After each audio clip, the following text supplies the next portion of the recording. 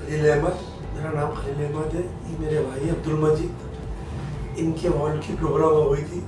हमने एक दो जगह दिखाया तो उन्होंने बताया कि वाल सिकुड़ा हुआ है, वाल चेंज होगा। फिर हम जयपुर से ही है, फिर हमने डॉक्टर आरिफ से संपर्क किया।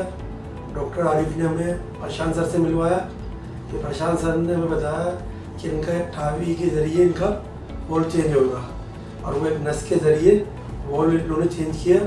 उसके बाद ये बिल्कुल ठीक है, ये पहले से बिल्कुल ठीक है। और 24 को इनका टावी हुआ था, आज इनका डिस्चार्ज हो रहा है और ये बहुत अच्छी है इनकी तबीयत। और हम प्रशांत सर को और उनकी टीम को थैंक यू कहना चाहते हैं। अच्छा, प्रशांत सर को बहुत बहुत थैंक यू।